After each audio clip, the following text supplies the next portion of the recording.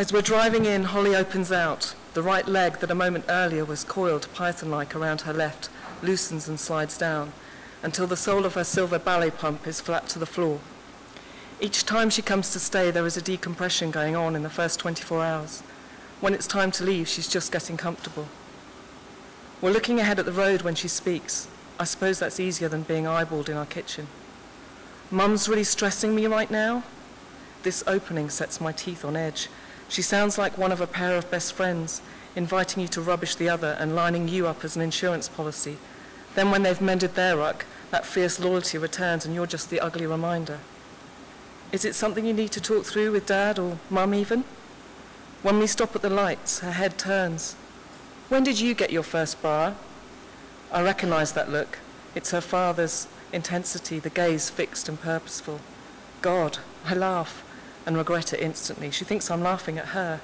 I don't know, let me think. I look at the lights, afraid I'll be caught looking for bumps in her top. But then my glance creeps back. The two tails of her leopard print scarf have been trained over what could be them.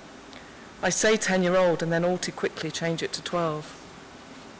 She glances sideways with another uncanny look of her father's, the one that lets me know I can't fool him. Out on the street, her arm slips its way through mine and she presses herself close. I feel a tick of guilt, like I'm trespassing in her mother's place. She was 9 the last time she did that. I wonder how it stopped. Did Holly pick up on my awkwardness, or was it her idea to withdraw?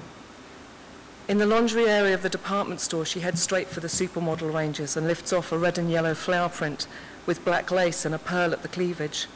A gold card hangs off the cups declaring they have definition and gel push-up capability. What size are you? Dunno. What do you mean, dunno? And then it dawns. Her face changes from porcelain foundation to blood red. Your mum said no to buying one, hasn't she? She doesn't think you're ready. She doesn't answer but scrunches the bra in her hands. Right, we're leaving. This isn't my job. I hear a guttural scream from behind me and watch her run past. Heads turned towards me. I imagine kneeing her father in the balls.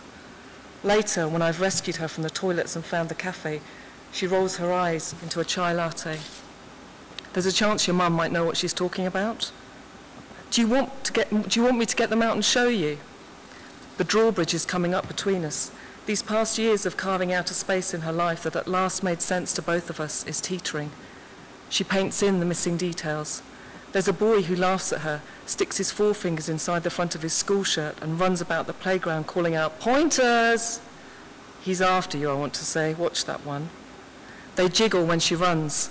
In netball, she's missing goals just to avoid having them wobble when she chases the ball.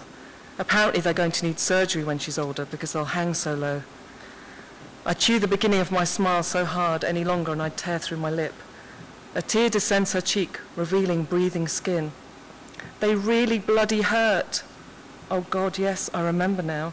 Every morning waking early and feeling a dull ache, like fingers beneath the skin making room, spreading themselves out and pressing at my rib cage. Apparently boys still flick them. I suppose the appearance of breasts are a shock to them. The way a boy's broken voice after summer would frighten me, because it suddenly made them not just older, but someone else entirely. Okay, I relent. If they measure you and it turns out you need one, I'll give you some money and you can... I want you there. I'm not doing it on my own. I want you shines like a glimmer of love for the unrequited. This is as close as I get to being the real thing, and my parched heart stumbles from its perch. But I'm still a coward. I ask her to promise to say her father bought it and steer her towards the juniors and the sports bras, and to my amazement she doesn't complain. White versus black, what would he say? Like me, he's no bravery. He'd try and second-guess her mum. White it is then, like her school vests. And like her school vests, it has a tiny white bow at the centre, the only decoration.